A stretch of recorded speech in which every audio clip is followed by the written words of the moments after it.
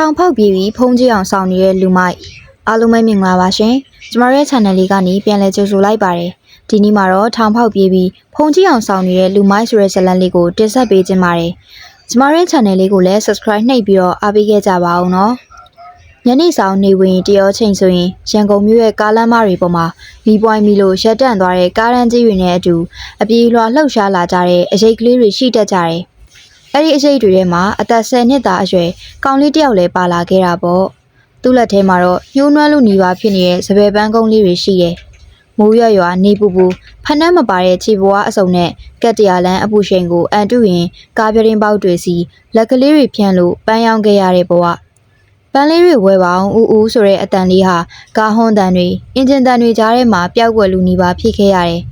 သူ့ရဲ့ငယ်ဘဝဟာတာယာနာပြော်ဝဲတေးသချင်းတပုံမဟုတ်ခဲ့ပဲကက်တရာလမ်းမပေါ်ကကြမ်းတမ်းတဲ့ရုံကန်တန်တွေနဲ့စတင်ခဲ့ပါတော့တယ်လမ်းဘေးမှာကြီးပြင်းခဲ့ရတဲ့ကလေးအတွက်တော့ရှင်တန်ချင်းဆိုတာနေ့စဉ်နဲ့အမျှတိုက်ပွဲဝင်နေရတာနဲ့အတူတူပါပဲမီးပွိုင်းတစ်ခုမှာပန်းရောင်ကောင်းတဲ့နေရာဆိုတာရွှေထွက်တဲ့တွင်းတင်းလိုပဲအဖိုးတန်နေအဲ့ဒီနေရာကိုရောက်ဖို့နဲ့ရှားပြီးသားနေရာကိုထိမ့်သိမ်းထားနိုင်ဖို့အတွက်ကလေးချင်းချင်းကြားမှာလည်းနေမြေလူတဲ့စစ်ပွဲငယ်လေးတွေခဏဖြစ်ပွားလေးရှိပါတယ်တနေ့တော့တခြားလမ်းမကလူမိုက်ကောင်လေးတွေစုပြီးသူ့ရဲ့ပန်းရောင်တဲ့မီးပွိုင်းနေရာကိုလာလူကြတယ်ဒီနေရာမှာမင်းနောက်ခါမရောက်နဲ့ရောင်းရင်မင်းကိုအသေးချိုက်မှာချိန်ချောက်တန်တဲ့အတူလက်သီးလက်မောင်းတန်းပြီးအနိုင်ကျင့်ကြတဲ့အချိန်မှာသူဟာကြောက်ရွံ့ပြီးထွက်မပြေးခဲ့ပါဘူးလက်ထဲကပန်းချင်းလေးကိုမြေကြီးပေါ်ချတစွဲကိုခဲပြီးပြန်ချပစ်ခဲ့ပါတယ်အဲ့ဒီနေ့ကကလေးချင်းလုံးထွေးတက်ပုတ်ပွဲမှာသူ့မျက်ခုံးမှာသွေးရရဲကနေစီးကြလာတဲ့အထိဒဏ်ရာရခဲ့ပေမဲ့သူ့နေရာကိုတော့အလို့မခံခဲ့ပါဘူးအဲ့ဒီနေရာဟာသူ့ဘဝအတွက်ပထမဆုံးအမှားယွဖြစ်လာခဲ့သလိုမညာတာရင်မညာတာသလိုပြန်တုံ့ပြန်ရမယ်ဆိုတဲ့လောကရန်ရဲ့သင်ခန်းစာကိုလည်းစတင်တက်မြောက်သွားခဲ့ပါတယ်။အသက်အရွယ်နည်းနည်းရလာတာနဲ့အမျှသူ့ရဲ့ရန်တင်းမှုနဲ့တက်တီကြောင့်လမ်းဘေးကပန်းရောက်နဲ့ကောင်းချင်းတုပ်ရောင်တဲ့ကလေးတွေကြားထဲမှာသူဟာတဘာဝအတိုင်းခေါင်းဆောင်တစ်ယောက်ဖြစ်လာခဲ့တယ်။သူ့နယ်မြေတွေကိုလာပြီးအနိုင်ကျင့်သမျှဘသူကမဆိုသူကရှေ့ကနေမမရက်တီပြီးကာကွယ်ပေးလေးရှိတယ်။ခလီဘွားတမယိုးကြကစားခုံပေါရမယ့်အရွယ်မှာသူ့လက်တွေဟာဗဟေဒီရုပ်စုံတွေစော့မဲ့အစားရန်ပွဲရီကြားမှာလက်သီးကိုကြစ်ပါအောင်ဆုပ်တက်နေခဲ့ပါပြီ။သူ့ရဲ့စကားတခွန်းသူ့ရဲ့အကြည့်တစ်ချက်ဟာလမ်းဘေးကကလေးတွေအပေါ်မှာဩဇာညောင်းလာခဲ့တယ်။လူမိုက်တယောက်ဖြစ်လာဖို့တရေတီတဲ့သွေးတွေဟာအဲ့ဒီအချိန်ကလေးကသူ့ရဲ့သွေးကြောတွေထဲမှာတဖြည်းဖြည်းနဲ့ပေါ့ဆူလိုလာနေပါပြီ။ပန်းရောင်ရာကနေရှားတဲ့ပတ်စံအနေငယ်ဟာဗိုက်စာလာမှုကိုခဏတာပဲဖြေဖြောက်နိုင်ခဲ့တယ်။ကြည်ပြင်းလာတဲ့အမျှလိုချင်တက်မှတ်မှုတွေလောကကြီးပေါ်မကျေနပ်မှုတွေဟာပိုပြီးကြီးထွားလာခဲ့တယ်။အဲဒီလိုနဲ့ပန်းရောင်တဲ့အလုတ်ကနေတဖြည်းဖြည်းလမ်းဘေးဖဲဝိုင်းနေစက်တိုက်တာတွေပြီးတော့တဆင့်တက်ပြီးခပိုင်းနိုင်တာအတိုင်းဝိုင်းထဲကိုသူခြေစုံပြည့်ဝင်သွားခဲ့ပါတယ်။လမ်းမပေါ်မှာအနိုင်ခံအရှုံးမပေးတဲ့ကြည်ပြင်းလာခဲ့တဲ့သူ့ရဲ့ဇယိုက်ကြောင့်လူမိုက်လောကလူကြီးတွေကသူ့ကိုသဘောကျပြီးအတုံးချဖို့မျက်စိကျလာကြတယ်။ပထမတော့လူမိုက်တွေရဲ့လက်ပါစီနောက်တော့ဓမြမှုလူရဲမှုတွေမှာသူဟာရှေ့ရန်ကပါဝင်လာခဲ့တယ်။ငငယ်ကမျက်ခုံးပေါ်ကအမာရွတ်အပြင်အခုဆိုရင်သူ့ရဲ့ကြောပင်နဲ့ရှင်ဘက်တွေမှာလည်းဓာတ်တန်ရအမာရွတ်ရာတွေကဘလက်ဘွားနဲ့နမတလုံးရလာဖို့အတွက်လောကရဲ့အမောင်ဆုံးလမ်းမတွေပေါ်မှာသူခြေစုံပြည့်လျှောက်လန်းခဲ့ရပါတယ်။ဒါပေမဲ့ဥပဒေရဲ့လက်တံဆိုတာရှောင်ကွင်းလို့မရပါဘူး။တနေ့တော့အမှုကြီးတစ်ခုနဲ့သူဖမ်းခံခဲ့ရပြီးအချုပ်ခန်းရဲ့တန်တိုင်တွေနောက်ကိုရောက်ရှိသွားခဲ့တယ်။တသက်တကြုံပြည်တံချခံရတော့မယ့်အခြေအနေမျိုးပေါ့။ဇလန်ကအဲ့ဒီနေရာမှာတင်ပြီးဆုံးသွားလို့အားလုံးကထင်ခဲ့ကြပေမဲ့သူ့လိုလမ်းဘေးကမွေးဖွားလာတဲ့လူမိုက်တယောက်ဟာအရှုံးပေးဖို့စိတ်ကူးမရှိခဲ့ပါဘူးအဆောင်တွေရဲ့ပေါ်ဆောင်မှုကိုအခွင့်ကောင်းယူတေရင်းထဲကနေယုံထွက်သလိုမျိုးသူဟာထောင်ဖောက်ပြီးထွက်ပြေးဖို့ကြံစည်ခဲ့တယ်သွေးပြက်စရာကောင်းတဲ့ညတညမှာအသက်ကိုဖက်နဲ့ထုတ်ပြီးသူထောင်ဖောက်ပြေးခဲ့တာအောင်မြင်သွားခဲ့ပါတယ်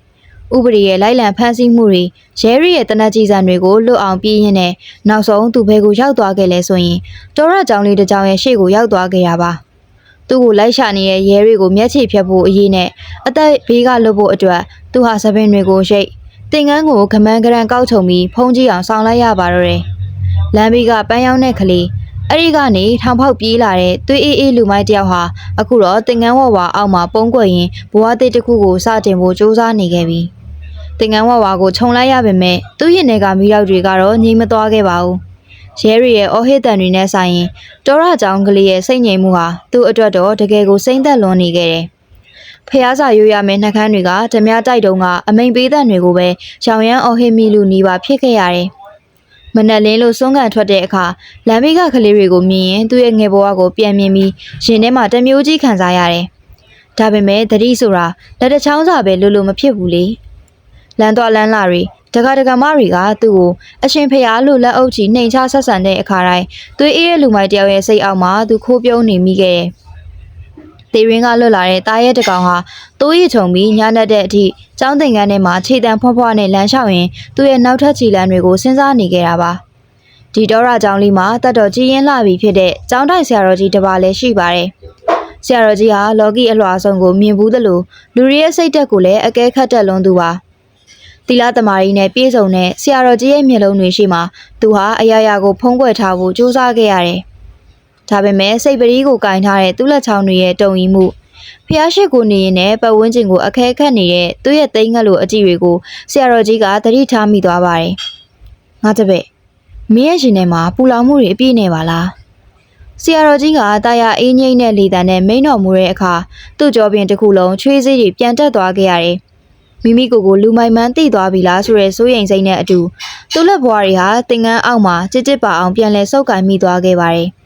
သင်္ကန်းချုံပြီးပုံနေုံနဲ့အတိတ်ကအပြစ်တွေကလွယ်လွယ်နဲ့လွတ်မြောက်ခွင့်မပေးခဲ့ပါဘူး။တရက်တော့ကျောင်းဝန်းထဲကိုစွန်းစံစိန်လာလှူတဲ့လူအုပ်ကြီးရဲ့မှာသူ့ရဲ့ရန်ညူဟောင်းရှိခဲ့တဲ့တစ်ဖက်လူမိုက်ကိုင်းကလူယုံတယောက်ပါလာခဲ့တယ်။အဲ့ဒီလူကစွန်းလူရင်းနဲ့သူ့မျက်နှာကိုတေချာစိုက်ကြည့်ပြီးအကဲခတ်နေခဲ့တာပါ။မျက်ခုံးပေါ်ကထင်ရှားလာတဲ့ငယ်ဘဝအမာရုပ်ကိုမြင်သွားတဲ့ချိန်မှာအဲ့ဒီလူရဲ့မျက်လုံးတွေဟာအယောင်တောက်သွားခဲ့ပါတယ်။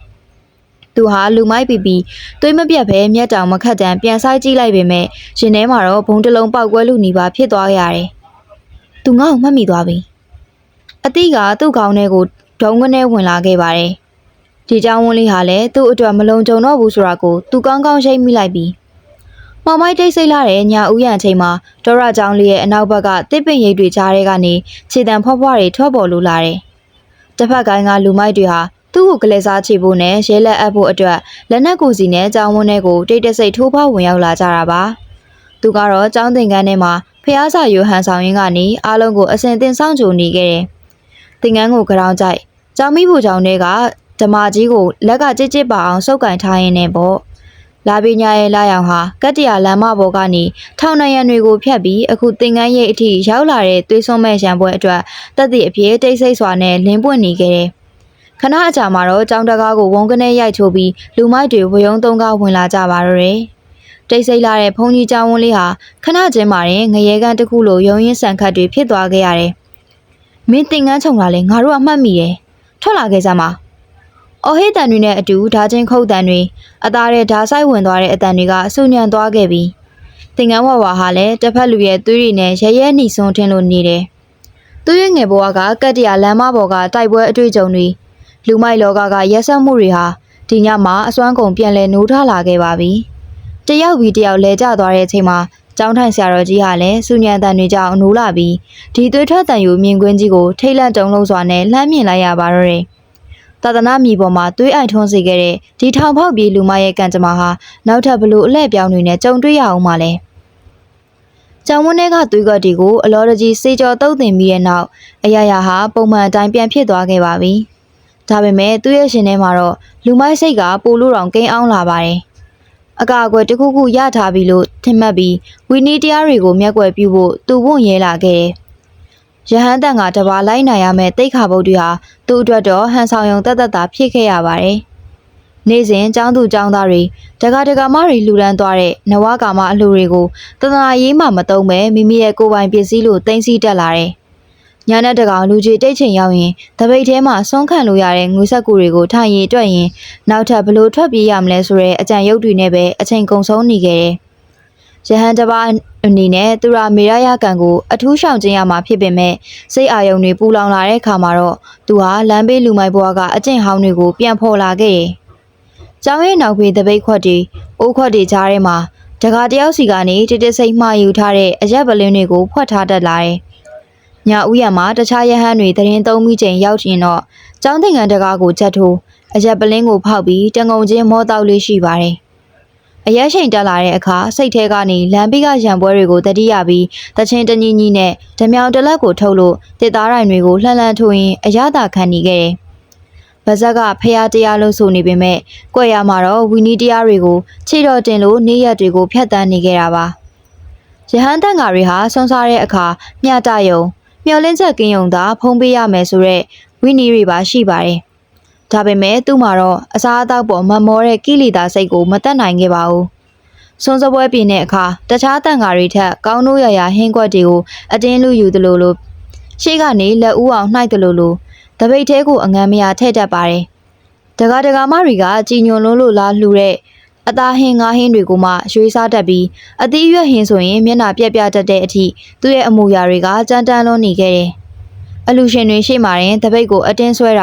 ာစွန်းဟင်းတွေကိုလောဘတကြီးကြည်တာတွေဟာရဟန်းတစ်ပါးရဲ့အိမ်တွေတိတ်ခါနဲ့လုံးဝဆန့်ကျင်နေပြီးကျောင်းကကိုရင်ငယ်လေးတွေကိုတော့သူ့ကိုမြင်ရင်ဘေးကနေကြွယ်ရမှာအတင်းပြောကြတဲ့အထိဖြစ်လာခဲ့ရတယ်။သူ့ရဲ့အဆိုးဆုံးဝီနီဖောက်ပြမှုကတော့ကျောင်းသင်ခန်းတဲ့အထိလောင်းကစားအငွေသက်တွေကိုယူဆောင်လာခဲ့တာပါပဲ။လမ်းဘေးကအပေါင်းအသင်းဟောင်းအချို့ဟာသူ့ကိုဖုန်ကြီးကျောင်းမှာရှိမှန်တိသွားပြီးနောက်စွန်းလာလှူသလိုလိုနဲ့ကျောင်းဝန်းထဲကိုခဏခဏရောက်လာတတ်ကြတယ်။သူတို့တွေရောက်လာရင်ကျောင်းနောက်ဘက်ကစိတ်ငြိမ်တဲ့တစ်ပင်ရိပ်အောက်မှာလူမိုက်ဘွားကလိုပဲဖဲချက်တွေအန်စာတုံးတွေကိုထုတ်ပြီးတိတ်တိတ်ဆိတ်လောင်းကစားလုပ်ကြပါတော့တယ်။တင်ငန်းဝကြီးနဲ့ဖဲရိုက်နေတဲ့မြင်ကွင်းဟာရဟန်းတစ်ပါးအတွက်အော်နှလုံးနာစရာကောင်းလာပေမဲ့သူ့အတွက်တော့ဒါဟာပတ်စံရှာရလွယ်တဲ့နီလန်တစ်ခုဖြစ်နေခဲ့တယ်။လောင်းကစားကရတဲ့ပတ်စံတွေကိုလည်းတပိတ်ထဲမှာစုဆောင်ရင်ဘာသာတရားကိုရောင်းစားတဲ့လူယုံမာတယောက်လိုပြုမှုနေထိုင်ခဲ့ပါတယ်။ဒီလိုဝီနီမဲ့နေထိုင်မှုတွေဟာကြာလာတော့ဖုံးကွယ်ထားလို့မရတော့ပါဘူး။တရက်မှာတော့ကျောင်းထိုင်ဆရာတော်ကြီးဟာညနေတကောင်ရောင်ရမ်းအော်ဟစ်တန်တွေကြားရလို့သူ့ရဲ့ကျောင်းသင်ခန်းစီကိုကြွလာခဲ့ပါတယ်။တကားကြားကနေချောင်းကြည့်လိုက်တဲ့အခါဆရာတော်ကြီးမြင်လိုက်ရတာကတော့အရက်ပလင်းကိုကင်ပြီးဓာတ်တက်လက်နဲ့ရင်ထိုးကားပြနေတဲ့သူ့ရဲ့အယုတ်ဆိုးလာတဲ့ပုံစံမှာပဲ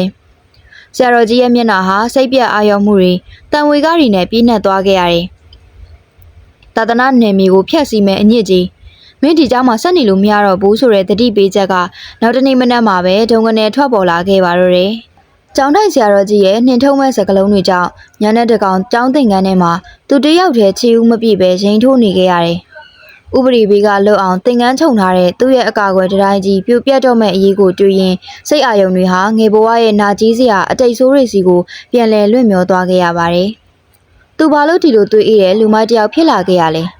ဘာလို့ဒီလောကကြီးကိုဒီလောက်ထိနာကြီးနေခဲ့ရတာလဲအဖေကတော့သူ့ရဲ့ငယ်ဘဝဆက်ကြောင်းတွေးမိတိုင်းရှင်ဘက်ကိုဓာနဲ့မှုန်တယ်လို့ခံစားရတဲ့အမောင်အတိတ်ကြောင့်ပါပဲသူဟာသူတစ်ပါးလိုမိဘဆောင်လင်နဲ့နွေနွေထွေထွေကြီးပြင်းခဲ့ရတဲ့ကလေးတယောက်မဟုတ်ခဲ့ပါဘူးလောကကြီးရဲ့ကိုစတင်ခြေချခဲ့တဲ့ကအမုန်းတရားတွေနဲ့ပဲတတိတီခဲ့ရတာ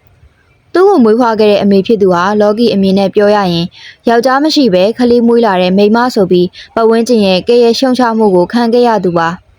အဖေဘယ်သူမှမသိတဲ့ခလေးတယောက်အဖြစ်သူလူလောကထဲရောက်လာကြတဲ့ကံကြမ္မာကမျက်နှာသာမပေးခဲ့ပါဘူးမိခင်ဖြစ်သူဟာပတ်ဝန်းကျင်ရဲ့အကြည့်တွေနဲ့ဘဝရဲ့ရုန်းကန်ရမှုတွေကိုမခံနိုင်တဲ့အဆုံးမှာတော့အသက်မပြည့်သေးတဲ့သူ့ကိုသွေးအေးနဲ့ပဲကြောက်ခိုင်းသွားခဲ့တယ်သူ့ကိုအတော်ဖြစ်သူရဲ့အိမ်မှာဆုံးပစ်ခဲ့ပြီးနောက်ထပ်ယောက်ျားတစ်ယောက်နဲ့အိမ်တောင်အသစ်ပြုလို့ဘဝအသစ်စီကိုထွက်ခွာသွားပါတော့တယ်ငါ့ကိုဘာလို့မွေးခဲ့လဲဆိုတဲ့မိကွန်းဟာငငယ်ကလေးကသူ့ရဲ့ရှင်ထဲမှာအမြင့်တွယ်နေသေးပါမိဘမဲ့ကလေးတယောက်ကိုဂယုဏနဲ့စောင့်ရှောက်မဲ့သူဆိုတာလောကမှာရှားလွန်းလာပါတယ်အတော်ဖြစ်သူရဲ့အိမ်ကိုရောက်သွားတဲ့အခါမှာတော့သူ့ဘဝဟာငရဲအသေးစားလေးတစ်ခုလိုဖြစ်လာခဲ့ရပါတယ်အတော်ဖြစ်သူရဲ့ယောက်ျားဟာအလောက်အကင်မရှိအရက်သမားဖဲသမားတယောက်ဖြစ်ပြီးသူ့ကိုမြင်ရင်မျက်မှောင်ကျုံလို့ရန်ရှာဖို့ပဲချောင်းနေခဲ့တာပါတခြားရွယ်သူကလေးတွေလွယ်အိတ်ကိုစီနဲ့စာတင်ကျောင်းသွားကြတဲ့ချိန်မှာသူ့မှာတော့ကျောင်းတကားဝါးကိုတောင်လှမ်းမြင်ခွင့်မရခဲ့ပါဘူးစာအုပ်ကန်ရမယ်လက်တွေကိုအတော်လင်ကဆိုအတင်းထိုးထည့်ပြီးတာကတော့စပယ်ပန်းချင်းလေးပါပဲကျောင်းတက်ဖို့စိတ်မကူးနဲ့မင်းအလကားနေအလကားစားရဖို့ငါတို့ကကြွေးထားတာမဟုတ်ဘူးဆဲရီတိုင်းထွာတန်နေနဲ့အတူသူ့ကိုကားလမ်းမကြီးတွေပေါ်ကိုအတင်းမောင်းထုတ်ခဲ့ပါတယ်အတော်လင်ဖြစ်သူဟာသူ့ကိုပန်းရောင်းခိုင်းုံနေမကပဲညနေဘက်အိမ်ပြန်လာလို့ပန်းပိုးငွေအပြေးဝမပါရင်ဒါမှမဟုတ်ပန်းမကုံရင်ထမင်းငရုံတင်မကပဲကျိုးနဲ့တုပ်ပြီးရိုက်နှက်တတ်ပါသေးတယ်အဲ့ဒီချိန်ကလေးကသူ့ရဲ့စိတ်ထဲမှာငါ့ကိုကယ်မဲ့သူဘယ်သူမှမရှိဘူးငါအသက်ရှင်ဖို့အတွက်ငါကိုယ်တိုင်ပဲရုန်းကန်ရမယ်ကျောင်းစာသင်ခန်းတွေကကောင်းမြတ်တဲ့ပညာရက်တွေကိုသင်ယူခွင့်မရခဲ့တဲ့ကောင်လေးဟာကတ်တရာလမ်းမကြီးတွေရဲ့ပြီးကားဟွန်းတန်တွေနဲ့ဖုံဖုံနေကြတဲ့မှာပဲလူမိုက်တယောက်ဖြစ်လာဖို့အတတ်ပညာတွေကိုသင်ယူခဲ့ရပါတယ်။လောကကြီးကသူ့ပေါ်ရက်ဆက်ခဲ့သလောက် သူကလည်းလောကကြီးကိုပြန်ပြီးရက်ဆက်ပြမယ်ဆိုတဲ့ခါးသေးတဲ့ဇာတ်ကြောင်းတွေဟာအခုသင်ငန်းခြုံထားတဲ့အချိန်ထိသူ့ရဲ့ခေါင်းထဲမှာတရိပ်ရိပ်နဲ့ပြန်လဲအသက်ဝင်လာလို့နေပါတယ်။အတိတ်ကနာကျင်မှုတွေကိုပြန်တွေးမိလေအခုသူ့ကိုနှင်ထုတ်ဖို့လုပ်နေတဲ့ကျောင်းထိုင်ဆရာတော်ကြီးအပေါ်ထားရှိရဲ့စိတ်ကပိုပြီးကောက်ကျစ်လာလေပါပဲ။ငါ့ကိုလောကကြီးကနေရာမပေးဘူးပဲ။အခုလေဒီအဖိုးကြီးကငါ့ကိုသေရင်းနဲ့တွန်းပို့ပြန်ပြီ။အတွေးဆိုးကသူ့ရဲ့စိတ်ကိုအမှောင်ချပစ်လိုက်ပါတယ်။ဖုံးကြီးအောင်ဆောင်ထားတဲ့လူမိုက်ဟာတပ်ပြင်းတစ်ချက်ကိုအဝေးကြီးချလိုက်ပြီးတင်ကန်းအောက်ကဓမြောင်ကိုကြစ်ကြစ်ပါအောင်ပြန်လဲဆုပ်ကင်လိုက်တယ်။သူ့မျက်လုံးတွေဟာအမုန်းတရားတွေနဲ့หนีမြန်းလို့နေစေ။စိတ်ထဲကအမုန်းတရားတွေကြီးစိုးလာတဲ့အခါဖုံးကြီးအောင်ဆောင်ထားတဲ့လူမိုက်ဟာအကြံတစ်ခုကိုတွေးအေးနဲ့ပဲဆုံးဖြတ်ချက်ချလိုက်ပါတော့တယ်။ဆရာတော်ကြီးကိုလူသိရှင်ကြားရမှုရင်သူ့အတွက်ထပ်ပေါက်ပိတ်သွားနိုင်တာမို့ညနေတကောင်အားလုံးအိပ်ပျော်နေတဲ့ချိန်ကိုပဲသူအခွင့်ကောင်းယူဖို့စောင့်ဆိုင်နေခဲ့တယ်။ကျောင်းဝန်းတစ်ခုလုံးခြောက်ကပ်ပြီးဖားအော်တန်ပရိအော်တန်တွေကလွယ်လို့ဘာတန်မှမကြားရတဲ့အချိန်မှာသူဟာသင်္ကန်းကိုကြောင်ကြိုက်လက်ထဲမှာဓမြောင်ကိုအစင်သင့်ကင်လို့ဆရာတော်ကြီးသတင်း300ကျောင်းတော်စီကိုခြေတံဖွားဖွားနဲ့ရှောက်လန်းလာခဲ့ပါတယ်။ကတ္တရာလမ်းမပေါ်မှာနေမီလူတုံးကလိုထောင်ပေါက်ပြေးရတုံးကလိုပဲသူ့ရဲ့ခြေလမ်းတွေဟာသွေးအေးလွန်းလာပြီးမျက်လုံးတွေကတော့သားကောင်ကိုချောင်းနေတဲ့ကြားရက်ကောင်လိုအယောင်တောက်နေခဲ့တာပါဆရာတော်ကြီးရဲ့ကမ္မထမ်းကျောင်းဆောင်တကားဝါကိုရောက်တဲ့အခါတကားကပိတ်မထားပဲဟာလေးပွင့်နေတာကိုသူတွေ့လိုက်ရတယ်အထဲကိုတိတ်တိတ်ဆိတ်ထောင်းကြည့်လိုက်တော့ဆရာတော်ကြီးဟာဖျားစင်ရှိမှာတည်ငြိမ်စွာနဲ့ပဲပရိစိတ်မြစ်တာပို့နေသေးပါအန်ဩဆရာကောင်းတာကဆရာတော်ကြီးနှုတ်ကနေတိုးတိုးလေးရုပ်စွန်နေတဲ့မြစ်တာစာထဲမှာသူ့ရဲ့နာမည်လဲပါဝင်နေခဲ့တာပါပဲငါတပည့်အတိတ်ကအာကုသို့အမောင်တွေကနေလွတ်မြောက်ပါစေစိတ်နှလုံးအေးချမ်းပါစေဆရာတော်ကြီးရဲ့တာယာအေးငိမ့်တဲ့ဆုတောင်းတန်ဟာတိတ်ဆိတ်တဲ့ညထဲမှာပဲ့တင်ထက်လို့သွားခဲ့ပါတယ်မိမိကိုတတ်ဖို့ဓားကင်ပြီးရောက်နေတဲ့လူမိုက်တယောက်အတွက်ဆရာတော်ကြီးကတော့မေတ္တာတရားနဲ့ပဲအကျွမ်းမဲ့အကာအကွယ်ပေးဖို့ကြိုးစားနေခဲ့တာပါအဲ့ဒီတန်ကိုကြားလိုက်ရတဲ့အချိန်မှာသူ့ရဲ့လက်ထဲကဓမြောင်ဟာအနှဲငယ်တုံရီသွားခဲ့ပါတယ်လောကကြီးတစ်ခုလုံးကသူ့ကိုနှိပ်စက်ခဲ့ကြတယ်ကြောခိုင်းခဲ့ကြတယ်လို့ပဲသူအမြဲတွေးခဲ့တာပါအမေကပြစ်ထားခဲ့တယ်အတော်လင်ကရိုက်နှက်ပြီးကားလမ်းမပေါ်မောင်းထုတ်ခဲ့တယ်လူမိုက်လောကလူတွေကသူ့ကိုအသုံးချခဲ့ကြတယ်ဒါပေမဲ့အခုသူ့ရဲ့ရုံမာမှုတွေကိုအကုန်သိနေတဲ့ဆရာတော်ကြီးကဘာလို့သူ့အတွက်မေတ္တာပို့ဆုတောင်းပေးနေရတာလဲဆိုတဲ့အတွေ့ဟာသူ့ရဲ့သွေးအေးတဲ့နှလုံးသားကိုပြင်းပြင်းထန်ထန်ရိုက်ခတ်သွားခဲ့ပါတော့တယ်သူ့ဘဝမှာတခါမှမရရှိဘူးခဲ့တဲ့စစ်မှန်တဲ့ကိူနာတရားနဲ့ထိတ်တိုက်တိုးလိုက်တဲ့အခါကောက်ကျစ်နေတဲ့လူမိုက်စိတ်တွေဟာတခဏချင်းမှရင်ဝေဝါးသွားခဲ့ရပါတယ်။ဒါကိုကြစ်ကြစ်ပအောင်စုပ်ကင်ထားတဲ့လက်တွေဟာအာရော့လာပြီးမျက်ရည်တွေတောင်အလိုလိုဝဲတက်လာခဲ့တယ်။ဒါပေမဲ့အတိတ်ကဆွဲခဲ့တဲ့မာနနဲ့အမုန်းတရားတွေကလည်းချက်ချင်းလက်လျှော့မသွားပဲရှင်ထဲမှာအပြင်းထန်တိုက်ပွဲဖြစ်နေခဲ့တာပါ။သူ့ကျောင်းဆောင်တကားဝါမှာဝေခွဲမရပဲမတ်တက်ရက်နေတော့မှာပဲကျောင်းဝန်းအဝင်တကားမကြီးကနေရုတ်တရက်မော်တော်ကားအင်ဂျင်တန်အကျယ်ကြီးနဲ့အတူကားမီမောင်းကြီးတွေရဲ့အလင်းရောင်ကကျောင်းဝန်းထဲကိုစူးကနေဖြာကျလာခဲ့ပါတော့တယ်။ဆရာတော်ကြီးကလည်းဗီဒီစိတ်တာကိုရက်ပြီးအပြင်ကိုလှမ်းအကြည့်သူလည်းလမ်းဖြတ်ပြီးအမှောင်ရိပ်ထဲကိုအမြန်ဝင်ပုန်းလိုက်ရတယ်။ကားပေါ်ကနေတနက်ကိုစီကန်ဆောင်ထားတဲ့ရဲရရှိတွေနဲ့စစ်သားအချို့ဝယုံသုံးကဆင်းလာကြတာကိုသူမြင်လဲရတဲ့အချိန်မှာတော့တကူလုံးသွေးဆုပ်ဖြူရောသွားခဲ့ရပါတယ်။ထောင်ပြီးမင်းလွတ်ဆရာလမ်းမရှိတော့ဘူး။ငါတို့ကြောင်းဝိုင်းထားပြီးပြီ။အေးစစ်စစ်လက်နက်ချပြီးထွက်ခဲ့လိုက်တော့အော်ဟစ်တန်တွေဟာမိုက်ခရိုဖုန်းကနေတဆင့်ဒေါရကြောင်းလေးတစ်ခုလုံးတုံခါသွားမတက်ထွက်ပေါ်လာခဲ့ပါတော့တယ်။တကြောင်လုံးကကိုရင်ငယ်တွေနဲ့ဖုန်းကြီးတွေကလည်းထိတ်လန့်တုန်လှုပ်စွာနဲ့နိုးလာကြပြီးတဲတဲကွယ်ကွယ်ဖြစ်ကုန်ကြတယ်။ရှိမာကတနတ်တွေနဲ့ဝိုင်းထားတဲ့ရဲတပ်ဖွဲ့နောက်မှာကမိမိကိုတတ်ဖို့ကြံစီခဲ့တဲ့ဆရာတော်ကြီးကျောင်းသင်္ကန်းခြုံထားတဲ့လူမိုက်ဟာထောင်းပိတ်မိသွားတဲ့တားရဲတကောင်လိုဘာလို့ရမှန်းမသိပဲအသက်ရှူတန်တွေမြန်ဆန်လာခဲ့တယ်။သင်္ကန်းကိုဆုပ်ဖြဲပြီးတောရဲကိုပဲဆွန့်ဆွန့်ဆန်းဆန်းထွက်ပြေးရမလား။ဆရာတော်ကြီးကိုဖမ်းပြီးတစားကန်လုံးမှငါလွတ်မယ်ဆိုတဲ့ဒုစရိုက်စိတ်ကသူ့ကောင်းတွေကိုလျှက်စီးလိုဖြတ်ပြေးသွားပါတော့တယ်။သူဟာအမောင်ရိပ်ထဲကနေဝုန်းကနေထွက်ပြီးဆရာတော်ကြီးရဲ့အနာကိုအပြေးလွှာရောက်သွားခဲ့ပါတယ်။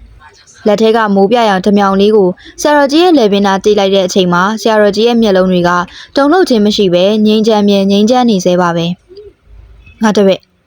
မင်းငငယ်လေးကလေးကလောကကြီးရဲ့ရက်စက်မှုတံကိုပဲခံခဲ့ရလို့အမုန်းတရားတွေကြီးစိုးနေတာကိုငါနားလဲပါတယ်ဒါမဲ့အမုန်းကိုအမုန်းနဲ့တုတ်ပြန်ရင်မင်းရဲ့တန်တရားဘယ်တော့မှဆုံးမှာမဟုတ်ဘူးဆရာတော်ကြီးကသွေးအေးနဲ့မိန်တော်မူပါတယ်ပြတင်းပေါက်ကနေဖြာချနေတဲ့ရဲရီရဲ့ကားမီးအောင်အောက်မှာဆရာတော်ကြီးရဲ့ကိူနာမျက်ဝန်းတွေကိုတေချာမြင်လိုက်ရတဲ့အခါသူ့ရဲ့ဓာကင်ထားတဲ့လက်တွေဟာအကြောက်အကန်တုံရီလာခဲ့ပါတယ်။သူ့ဘဝမှာအမေကပြစ်ခဲ့တယ်။အတော်လင်ကနှိပ်စက်ခဲ့တယ်။ လမ်းဘေးလူမိုက်တွေကတစားကန်လှုပ်ခဲ့တယ်။အခုသူတက်ဖို့အထိကြံစီခဲ့တဲ့ဆရာတော်ကြီးကတော့သူ့ရဲ့အသက်အန္တရာယ်ကြုံနေရတဲ့အချိန်မှာတော့မိမိဘေးကနေအကာအကွယ်ပေးဖို့တည်တည်ငြိမ်ငြိမ်နဲ့မေတ္တာတရားကိုလွတ်ပေးနေတော့မှာပဲ။စာမတက်ခဲ့လို့လောကရဲ့အမှောင်ထုထဲမှာပဲရှောက်လန်းခဲ့ရတဲ့လူမိုက်တယောက်ရဲ့ရှင်ထဲကိုဆရာတော်ကြီးရဲ့ခိယူနာစကလုံးတွေကတန်မိုးရှိုင်းလိုက်တယ်လို့စိုးဝင်သွားခဲ့ပါတယ်။ငါ့ကိုတကယ်ခိယူနာတတ်တဲ့လူဒေါကမှရှိနေပါလား။အဲ့ဒီလိုအသေးကသူ့ကောင်းထဲကိုဝင်လာတဲ့အချိန်မှာရှင်ထဲကတင်းမာနေတဲ့အမုန်းတရားဒရိုင်းကြီးဟာဝုန်းကနေပြိုကျသွားခဲ့ရပါတယ်။လက်ထဲကဓမြောင်ဟာကျမ်းမြင့်ပေါ်ကိုဂလင်ဆိုတဲ့အတန်နဲ့အတူလွတ်ကျသွားခဲ့ပြီးဖုံးကြီးအောင်ဆောင်ထားတဲ့လူမိုက်ကြီးဟာဆရာတော်ကြီးရဲ့ခြေတော်ရင်းမှာဒူးထောက်ကြလို့ရှာကြီးတငယ်ငိုကြွေးမိပါတော့တယ်။တကယ်တော့မှားခဲ့ပါတယ်ဗျာ။တပည့်တော်ဘွားတစ်ခုလုံးအမောင်ဖုံးပြီးတော့လူမိုက်အလုပ်တွေကိုပဲလုပ်ခဲ့မိပါတယ်။တပည့်တော်ကိုခွင့်လွှတ်ပါ။သူဟာဆရာတော်ကြီးရဲ့ခြေဘွားတော်ကိုဦးတိုက်ရင်တောင်းမှန်တိုးရှိုးခဲ့ပါတယ်။ငငယ်ကကတ်တရလမ်းမပေါ်မှာနေမီလူလိုမျက်ခုံးကွဲခဲ့ကလေးကတစမ်းမှမကြခဲ့ဘူးတဲ့သူ့ရဲ့မျက်ရည်တွေဟာအခုတော့ဆရာတော်ကြီးရဲ့ခြေတော်ရင်းမှာအိုင်ထုံးမတက်စီးကြလာခဲ့ပါပြီ။ဝီနီးတွေကိုဖောက်ပြက်ပြီးအရက်တောက်ခဲ့တာလောင်းကစားလုပ်ခဲ့တာလူသက်ဖို့အထိကြံစီခဲ့တာတွေကိုတွေးမိလေသူ့ကိုယ်သူဆက်ဆုပ်ယွန်ရှာမိလေပါပဲ။ဆရာတော်ကြီးကသူ့ရဲ့ကရုံတုံးထားတဲ့ခေါင်းလေးကိုလက်နဲ့အသာအရပုတ်တက်ပြီးရင်သိရင်ပြုပြင်လို့ရပါတယ်ငါတပည့်မင်းရဲ့အပြစ်တွေအတွက်ဥပဒေရဲ့ပြစ်ဒဏ်ကိုခံယူပြီးတော့တရားနဲ့အေးချမ်းအောင်ကြိုးစားပါတော့အပြင်ကနေလက်နက်ချပြီးထွက်ခဲ့မဟုတ်ရင်တနက်နဲ့ပြည့်ဝင်မဲဆိုတဲ့သတိပေးတဲ့တွေထပ်ထွက်လာတဲ့အခါသူဟာတည်ငြိမ်စွာနဲ့ပဲမတ်တက်ထားရလိုက်တယ်ခြုံထားတဲ့သင်္ကန်းကိုတတ်တရရဲ့ပြန်ပြင်ဝတ်ပြီးလူမိုက်ဘွားကရက်ဆက်တဲ့အကြည့်တွေအစားအေးချမ်းနဲ့နောင်တရတဲ့အကြည့်တွေနဲ့ဆရာတော်ကြီးကိုနောက်ဆုံးအကြိမ်ရှ िख ိုးကြောလိုက်ပါတော့တယ်ကျောင်းတက်ကားကိုဖွင့်ပြီးအပြင်ကိုခြေလန်းလှမ်းလိုက်တဲ့အချိန်မှာတနက်ပြောင်းဝများစွာကသူ့စီကိုဦးတီလာကြပါတော့တယ်။ရဲရရှိတွေကသူ့ကိုဝိုင်းဖမ်းပြီးလက်ထိတ်ခတ်လိုက်တဲ့အချိန်မှာတော့သူ့မျက်နှာမှာကြောက်ရွံ့ခြင်းနာကျည်းခြင်းတွေလုံးဝမရှိတော့ပဲတည်ငြိမ်အေးချမ်းမှုတွေနဲ့ဖြတ်သန်းနေခဲ့တယ်။အတိတ်ကထောင်ဖောက်ပြေးခဲ့တဲ့လူမိုက်ဟာအခုတော့တန်တန်တွေနောက်ကိုပြန်သွားဖို့အစဉ်သင့်ဖြစ်နေခဲ့ပါပြီ။အမှုစစ်ဆေးပြီးတဲ့နောက်သူ့ကိုထောင်ဒဏ်တစ်သက်တကြွအမိန်ချမှတ်ခဲ့တယ်။